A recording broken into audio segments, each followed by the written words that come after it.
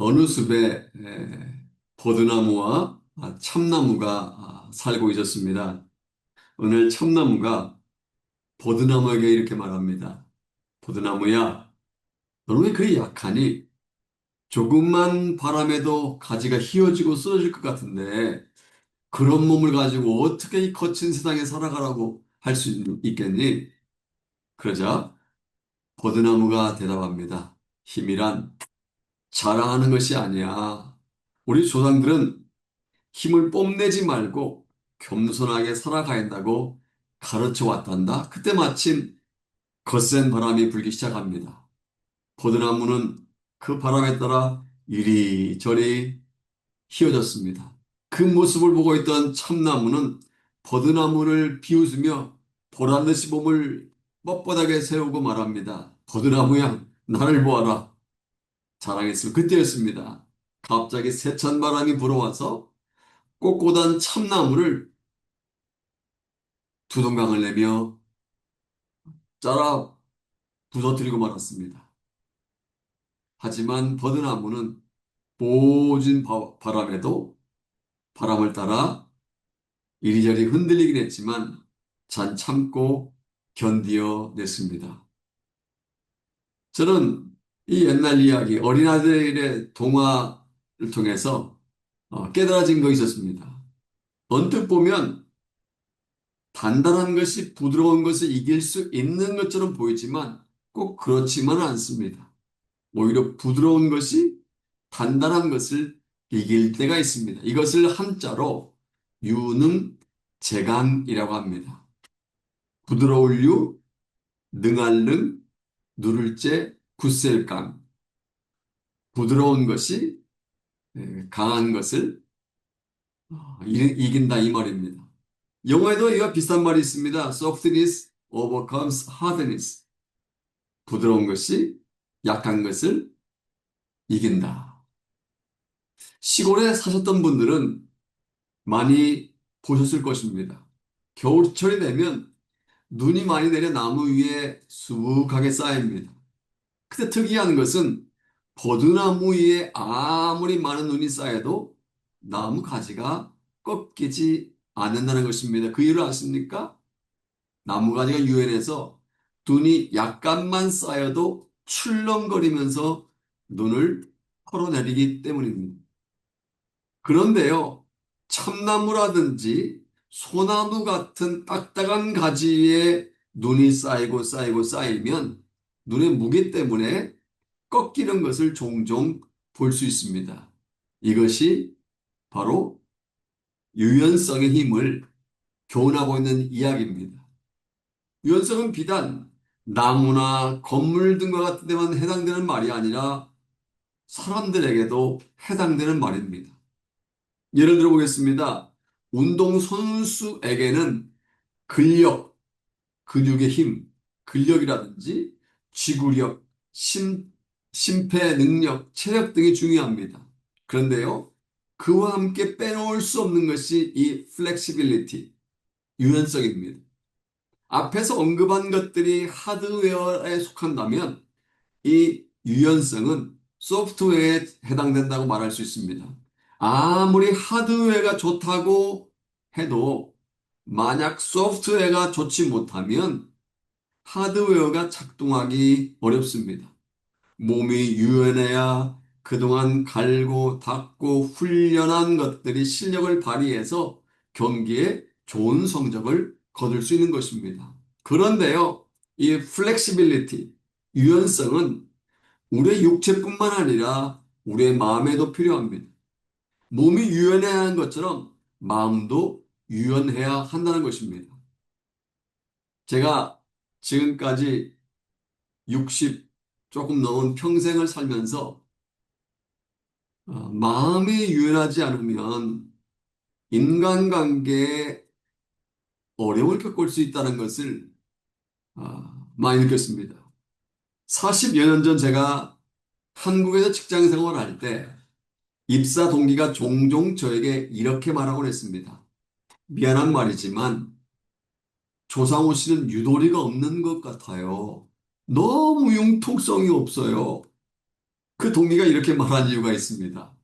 자기는 적당히 선배들과 직장 선배들과 상사들 눈치를 보고 그 눈치를 따라 융통성을 발휘하여 결제를 올리면 바로바로 결제가 떨어지는데 제가 너무 고지식하게 일한다는 것입니다. 너무 FM대로만 하니까 결제를 받지 못한다는 것입니다. 그때 제가 깨달은 거 있습니다. 아, 한국에서 직장 생활을 하려면 고지식하면 안 되는구나. 유도리가 없으면 직장 생활이 힘들구나라는 사실을 깨달았습니다. 저에게 부족한 것이 많이 있지만 그 중에서도 이 유도리, 융통성, 다른 말로 말하면 flexibility, 이 유연함이 매우 부족합니다. 그래서 오늘 말씀은 어떻게 보면 다른 사람이 아닌 바로 저에게 꼭 필요한 말씀이라고도 밝힐 수가 있습니다. 저는 오늘 본문을 가지고 유연한 사람, 유연한 사람이라는 제목으로 함께 여러분과 같이 은혜를 나눌까 합니다. 본문은 사실 이미 4년 전 살펴본 적이 있습니다. 4년 전 7월에 품어야 얻을 수 있다는 제목으로 은혜를 나누었지만 오늘은 그때와 약간 다른 관점에서 은혜를 나누려고 합니다. 본문에 등장한 사도 바울은 주인공입니다. 그는 한때 이 유연함과는 전혀 관계가 없는 머나먼 사람이었습니다. 바울은 스스로 말하기를 괴수 중에 죄인 중에 괴수다, 회방자다, 핍박자다, 포행자라고 밝힌 것처럼 주님을 만나기 전에는 예수 믿는 사람들을 잡아다가 가두고 무자비하게 핍박을 일삼는 사람이었습니다. 자기가 세운 기준에 맞지 않는 사람은 인정 없이 배척했던 사람입니다. 그런데 하나님의 전적인 은혜로 거부할 수 없는 하나님의 은혜로 담에색으로 가던 도중 부활하신 주님을 만났습니다. 그리고 나서 예수를 믿는 사람들을 눈에 불을 켜고 핍박하던 그가 오히려 환난과 핍박을 무릅쓰고 목숨 걸고 복음을 증거하는 사람으로 바뀌었습니다. 그런 복음을 지키기 위해서는요, 매우 대쪽같이 단호했다는 것입니다. 이모리가 공동체 성경읽기를 통해서 사도행전을 통독했을 때 기억하시는 분들이 있을지 모르겠습니다. 사도행전 15장에 보면 바울은 바나바와 함께 1차 선교여행을 마치고 안디옥으로, 좀 더 정확히 말하면 안디옥 교회로 돌아온 이야기가 사도행전 15장에 기록되어 있습니다. 그런데요, 사도행전 15장 2절을 보면 교환에 적지 않은 갈등이 생겼습니다. 어쩌면 안디옥 교회가 두 쪽으로 갈라질 정도로 사도 바울은 유대에서 내려온 바리새파 출신 신자들과 논쟁을 하게 되었습니다. 여러분, 바울이 충돌을 불사하면서 논쟁을 벌일 만큼 대쪽 같은 모습을 보인 이유를 아십니까? 그것은 바로 진리의 문제 때문입니다. 바리새파에 속했다가 복음을 받아들인 후에 그리스도인이 된 몇몇 사람들이 모세의 관례대로 할례를 받지 않으면 구원을 얻지 못한다고 떠들어대고 있었습니다. 그래서 가만히 있다가는 구원론이 완전히 변질될 수도 있었습니다. 그냥 유연하게 그들을 대해주면 구세주가 되시는 예수 그리스도를 믿어도 할례를 꼭 받아야 된다. 할례를 받지 않으면 절대로 구원을 받지 못한다고 하는 그들의 주장이 진리인 것처럼 받아들여질 수도 있었습니다. 그래서 사도 바울은 평소와 달리 매우 강하고 단호하게 대처한 것입니다. 이게 대쪽 같은 사도 바울의 모습입니다. 또한 갈라디아서 2장 11절에 보면 게바, 즉 베드로가 안디옥에 왔을 때 사도 바울은 대면하여 책망을 했습니다. 이것은요, 엄청난 사건입니다. 우리가 알다시피 베드로는 예수님의 제자 중에 수제자입니다. 초대교회의 모교회라고 할 수 있는 예루살렘 교회의 상징적인 인물입니다. 나이도 원로에 속할 만큼 그의 위치는 초대교회에서 대단했습니다. 그런데 바울은요, 아직 나이가 젊은 청년입니다. 지방인 안디옥에서 목회하고 있었던 신출렉이 목회자라고 할 만큼 이제 겨우 이름이 알려지기 시작한 인물입니다. 그런데 이렇게 신출렉이 바울이 제3자를 통해서 간접적으로 한 것도 아니고 그렇다고 뒤에서도 아닌 면전에서 베드로를 사람들 앞에서 책망했다는 것입니다. 엄청난 일입니다. 여러분 그 이유를 아십니까? 무엇 때문에 그가 이와 같이 대쪽 같은 모습을 보였을까요? 복음이 변질되지 않게 하기 위해서였습니다. 유대인들에게는요, 지금도 이방인들과 함께 밥을 먹자는 관습이 있었습니다. 관습이 있습니다. 그런데 2000년 전 더하면 더했지 덜하지 않습니다. 그런데 베드로는 이방인들도 구원을 받고 성령 충만 받은 것을 확인한 후에 그들과 함께 앉아서 식사를 하게 되었습니다. 문제는 베드로가 이방인들과 함께 밥을 먹고 있을 때 예루살렘으로부터 유대인 출신 그리스도인들이 갑자기 찾아온 것입니다. 이때 베드로가 취할 태도는요, 이방인들과 함께 이방인이었지만 이미 예수 그리스도를 영접하여 구원받은 이방 출신 그리스도인과 함께 계속 밥을 먹는 것입니다. 그런데요, 베드로는 엉뚱한 짓을 합니다. 밥을 먹다 말고 갑자기 일어나서 그 자리를 떠나버립니다. 당시 예루살렘 교회에는 아직도 유대 전통을 중시하는 분위기로 가득 차 있었습니다. 이런 상황에서 교회 지도자인 베드로가 유대 전통을 깨고 이방인과 함께 밥을 먹고 있더라라는 소문이 나게 되면 교회가 발칵 뒤집혀질 것 같기 때문에 그것이 걱정되어 베드로는 밥을 먹다 말고 이방인들과 함께 식사를 하다 말고 갑자기 도망쳐 버린 것입니다.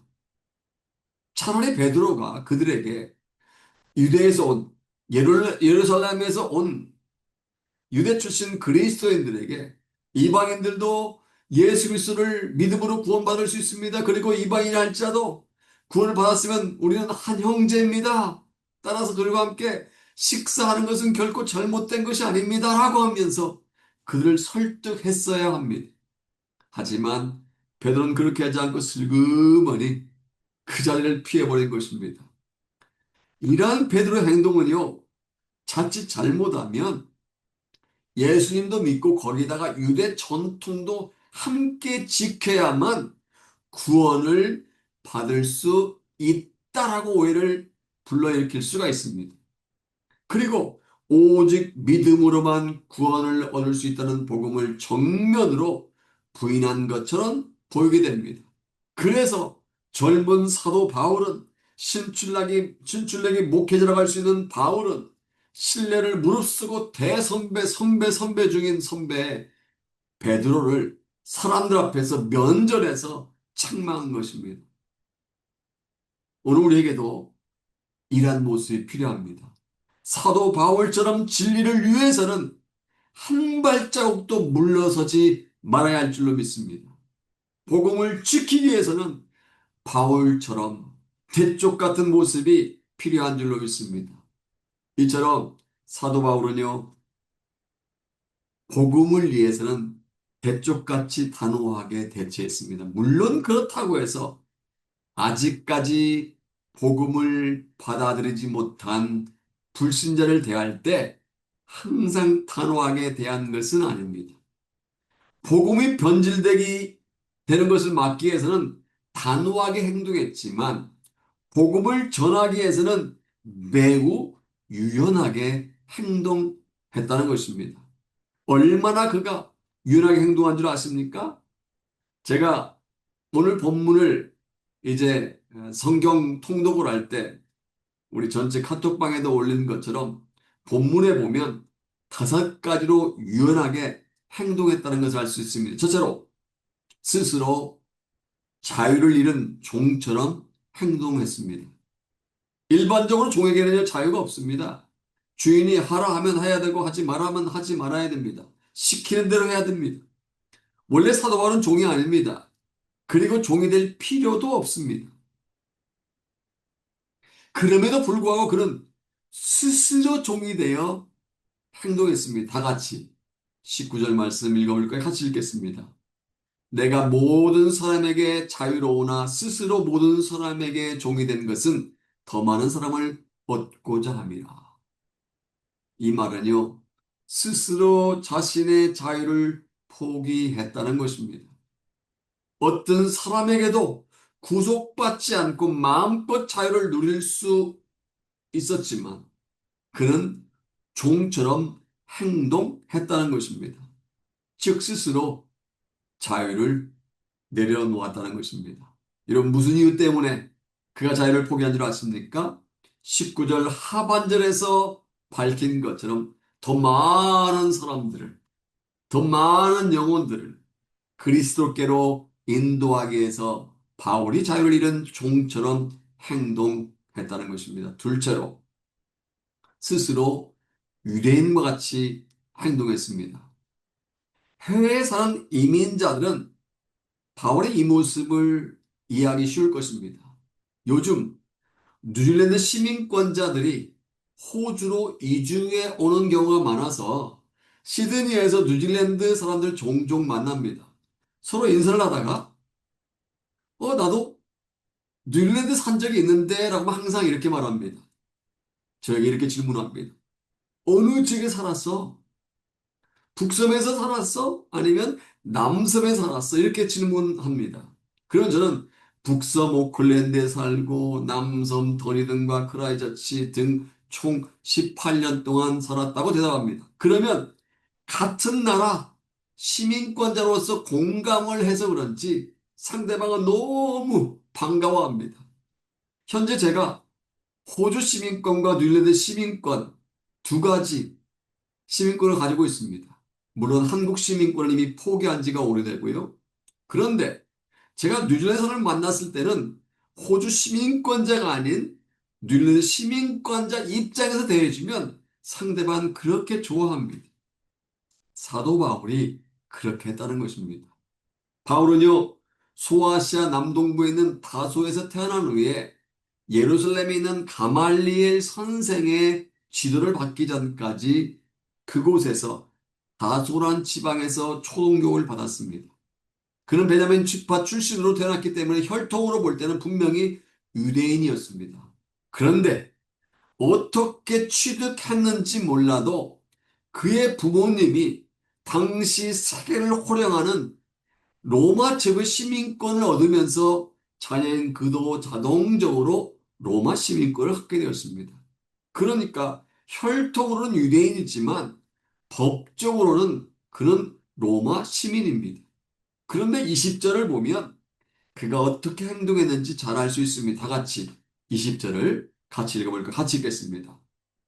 유대인들에게 내가 유대인과 같이 된 것은 유대인들을 얻고자 함이요 율법 아래 있는 자들에게는 내가 율법 아래 있지 아니하나 율법 아래 있는 자 같이 된 것은 율법 아래 있는 자들을 얻고자 함이. 이 말씀에 하면 그가 어떻게 행동했습니까? 유대인에게는요 유대인과 같이 행동했다고 합니다. 무슨 이유 때문에? 그가 유대인과 같이 행동했습니까?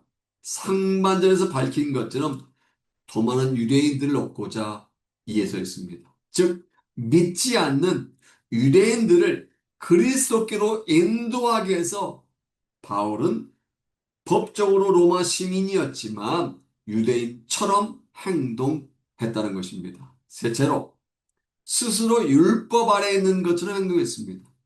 요즘 시드니나 멜번에서 만나는 유대인들 중에 보수적인 사람들을 보면 유대인의 관습을 목숨 걸고 지킵니다.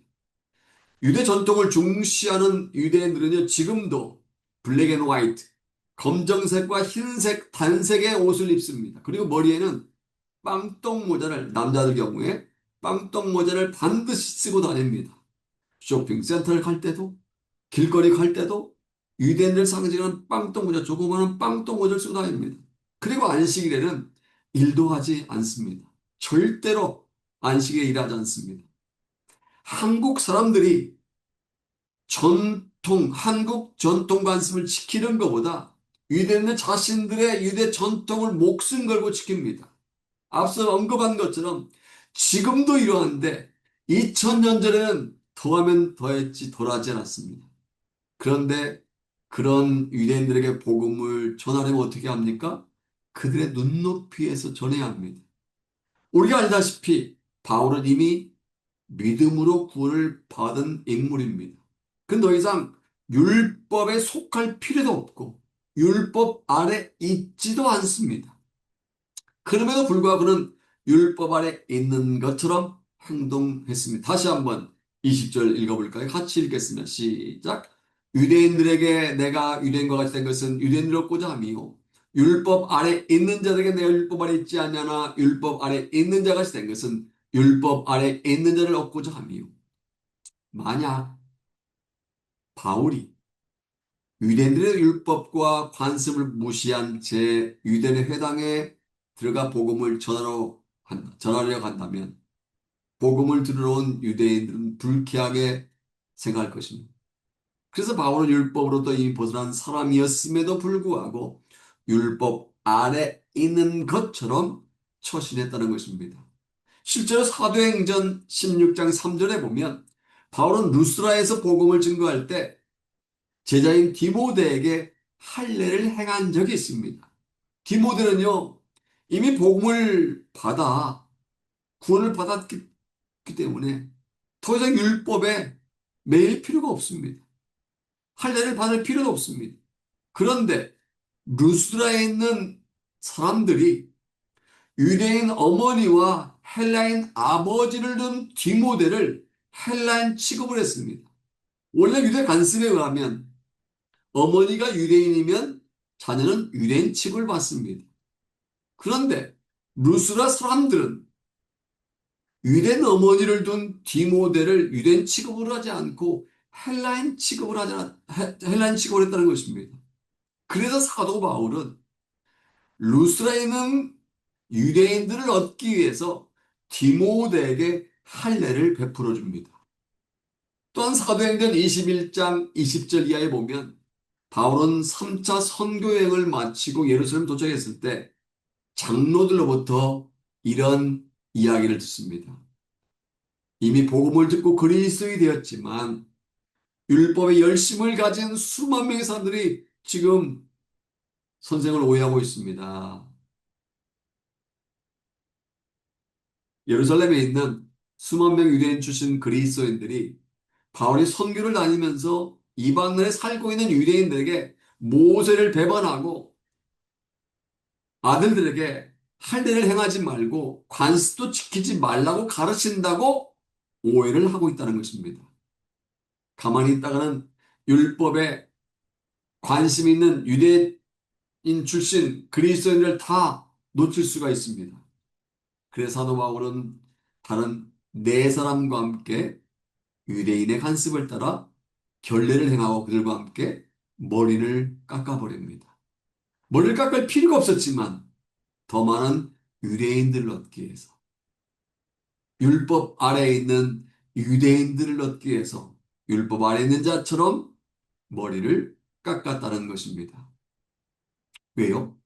더 많은 사람들을 얻기 위해서 율법 아래에 있는 사람들을 구원시키기 위해서였습니다. 넷째로 스스로 율법 아래 없는 것처럼 행동했습니다. 앞서 살펴본 것처럼 믿음으로 구원받은 바울은 더 이상 율법의 지배를 받을 필요도 없음에도 불구하고 율법 아래 있는 것처럼 행동했습니다. 그런데 21절을 보면 정반대로 행동한다고 합니다. 다 같이 21절 같이 읽어보겠습니다. 율법 없는 자가 내가 하나님께는 율법 없는 자가 아니요 도리어 그리스도 율법 아래 있는 자이나 율법 없는 자와 같이 된 것은 율법 없는 자를 얻고자 함이라. 여기 율법 없는 자란 모세 율법을 따르지 않는 이방인들을 의미합니다. 이방인들은 모세 율법을 따르지 않습니다. 그런데 그들에게 모세 율법을 강요하면요, 절대로 그들을 주님께로 인도할 수가 없습니다. 이 말씀을 이해하기 쉽도록 한 가지 예를 들어보겠습니다. 호주에서는요, 나이 어린 학생이 연세가 드신 어른에게도 이렇게 인사합니다. How am I? 메이트, M-A-T-E, 메이트, 친구라는 말을 my 이렇게 T자가 묵음입니다. How am I? 이렇게 인사합니다. 그러면 연세가 드신 어른들은 그 학생에게 이렇게 반문합니다. I'm good, my, and you? 나는 좋아. 넌 어때? 어이 친구 기분이 어떠니? 라고 어린 아이가 학생이 어르신에게 어이 친구 기분이 어떠니? 라고 하면 어르신은 그 학생에게 나는 좋아 친구 자네 어떠니? 이렇게 말한다는 의미입니다. 호주에서는 나이와 상관없이 친구라는 의미의 might라는 말, 이 말을 부르고 이렇게 부를 때 서로 친근함을 느낍니다. 이게 빠뜨리는 것과 빠뜨리지 않는 것은 호주에서는 굉장히 중요하게 여깁니다. 그런 호주 사람에게 복음을 전할 때 어떻게 합니까? 한국 유교 전통인 장유유서, 어른을 공경해야 한다는 관습을 강요하면서 복음을 전한다면 그들이 복음을 받아들이기 쉽지 않습니다. 남녀가 유별하다. 이런 유교의 전통을 가지고 복음을 전한다면 호주 여성들에게 복음을 전하기 쉽지 않습니다. 바울이 이런 사실을 잘 알고 있었다는 것입니다. 전통, 관습에 대해서 알고 있었다는 것입니다. 그래서 모세 율법을 따르지 아니하는 이방인을 대할 때는 율법 없는 자처럼 그들의 눈높이에서 행동한 것입니다. 그 일은 율법 아래 없는 자, 즉 믿지 않는 이방인들을 주님께로 오게 하기에 위해서였습니다. 마지막 다섯 번째입니다. 스스로 약한 자처럼 행동했습니다. 다 같이 22절 말씀 볼까요? 같이 읽겠습니다. 약한 자들에게 내가 약한 자와 같이 된 것은 약한 자를 얻고자 함이요 내가 여러 사람에게 여러 모습이 된 것은 아무쪼록 몇 사람에도 구원 얻고자 함이니. 여기 약한 자란 말은 복음에 대해서 아직까지 올바로 이해하지 못한, 쉽게 말하면 초신자와 같은 사람들을 가리킵니다. 바울은 복음을 바로 이해하고 있었고 하나님의 계시를 받은 자로서 믿음이 매우 강한 상태에 있었습니다. 또한 3층전이라고 하는 천국을 다녀오기도 하고 하나님의 수많은 역사를 체험한 상태입니다. 그럼에도 불구하고 눈높이를 낮추어 초신자처럼 행동했다는 것입니다. 한국에는요, 눈높이 산수, 눈높이 영어, 눈높이 국어 뭐 이런 교육 교재가 있습니다. 그 교재를 만드는 회사에 저희 가족 중에 3명이나 근무한 적이 있습니다. 덕분에 한국에 있는 가족 덕분에 아내가 그 교재를 전달받아서 두 아들에게 눈높이 국어를 통해서 국어도 가르치고 눈높이 산수를 통해서 눈높이 산수 가르쳤습니다. 제가 직접 가르치지 않고 아내 가르쳤기 때문에 솔직히 말씀드려 그 교재에 대해 저는 잘 알지 못합니다. 그런데 저는 그 교재 이름이 매우 마음에 듭니다. 학생들의 눈높이에서 교육을 시키겠다는 그 회사의 의지가 담겨 있는 것 같습니다. 사도 바울이 바로 눈높이 전도를 했다는 것입니다. 믿음이 연약한 초신자들을 얻게 해서 그들의 입장에 서서 그들의 입장으로 내려와서 그들을 이해하였다는 것입니다. 정리해 보겠습니다. 바울은 스스로 종처럼 행동했고요. 유대인과 같이 행동했고요. 율법 아래 있는 자처럼 행동했고 율법 아래 없는 자처럼 행동했고 마지막으로 약한 자처럼 행동했다는 것입니다. 바울은 여러 부류의 사람들과 여러 가지 상황에 따라서 적절하게 행동했습니다. 유대인들을 대할 때는 율법에서 규정해 놓은 정결 의식을 거행하는 음식을 먹고 반대로 이방인들을 대할 때는 율법에 얽매이지 않고 자유롭게 음식을 먹었습니다.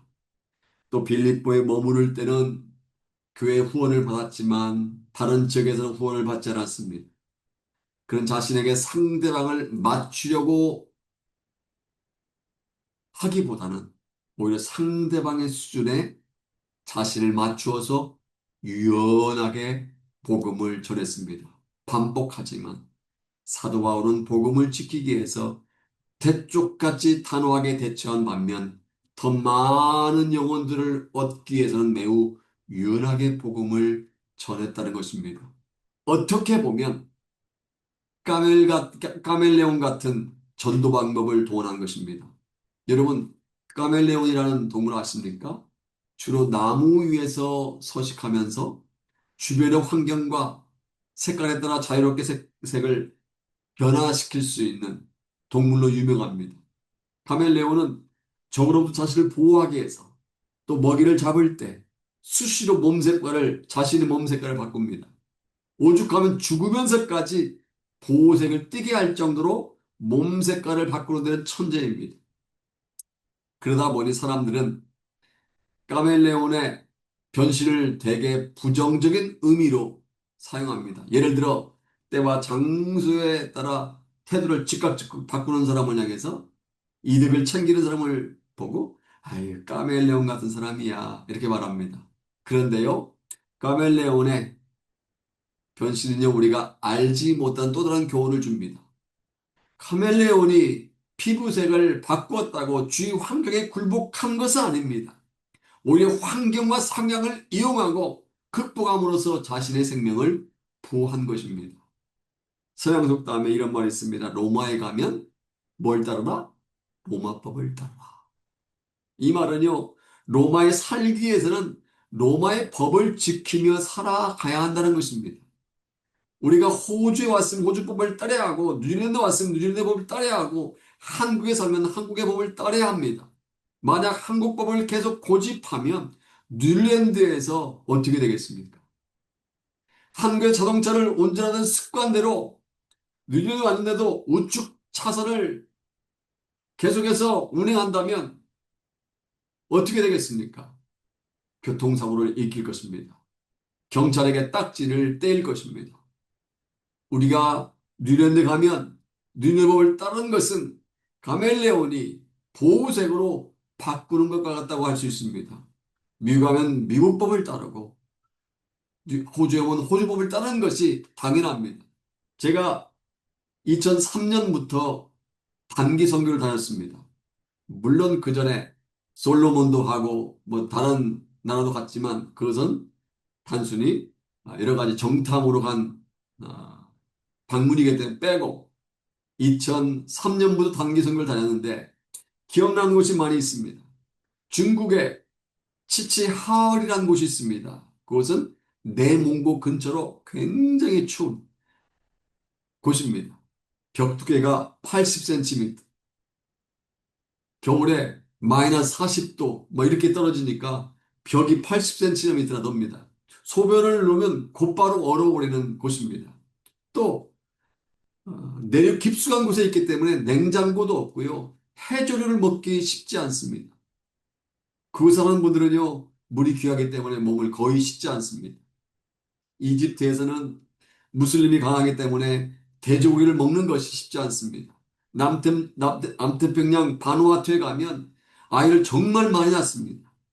나이가 18, 19인데도 어느새 아이들이 서너 명 됩니다. 근데 만약 그곳에 우리가 가서 우리가 살던 방식만을 고집한다면 어떻게 되겠습니까? 선교하기 어렵습니다. 원주민들이 복을 받으기 쉽지 않습니다. 선교지에 가면 그 지역에 맞는 선교 전략을 짜야 합니다. 서울의 전도 방법이 다르고 홍천의 전도 방법이 다르고 시드니 전도 방법이 다르고 크라이처치 전도 방법이 다르고 오클랜드 전도 방법이 다를 수 있습니다. 원주민들을 포용하고 그 지역 마을 사람들을 사랑으로 대하면서 상황에 유연하게 대처해야만이 복음을 전할 수 있는 것입니다. 유연하게 대하는 것이 영혼을 얻을 수 있는 비결인 것입니다. 사랑하는 아버지 여러분, 이제 개와 늑대의 차이를 소개하고 말씀을 맺겠습니다. 원래 늑대는요, 개의 조상으로서 유전자가 서로 비슷합니다. 개는 야생의 늑대를 인간이 가축화한 것입니다. 그런 늑대와 개는요, 시간이 지나면서 엄청나게 달라졌습니다. 잔인하고 포악한 성격을 그대로 간직한 채 산에서 살았던 늑대는 동물원에 가야만 볼 수 있을 만큼 개체수가 현저하게 줄어들었습니다. 그런데 개는 늑대와 달리 1만 년이라는 긴 세월 동안 사람들과 함께, 인간들과 함께 살아왔습니다.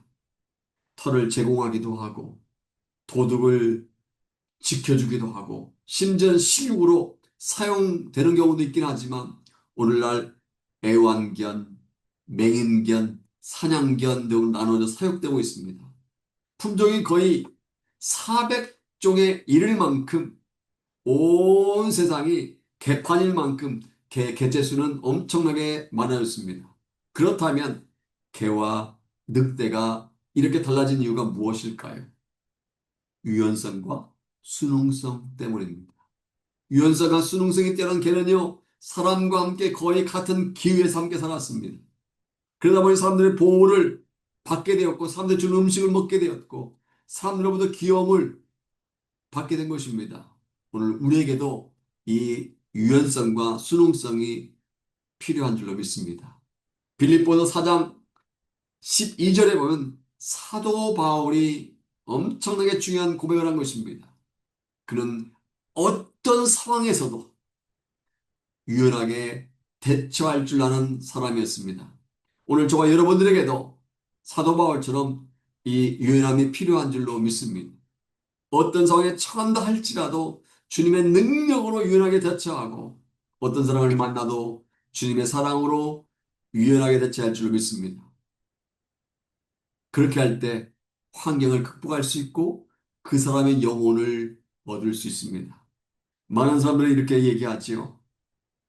내가 입은 삐뚤어져도 바른 말은 해야 돼. 어떤 사람이 이렇게 말합니다. 나는 속에 있는 거 담아놓고는 못 사는 사람이야. 이렇게도 말합니다. 그런데 성경은 그렇게 말씀하지 않습니다.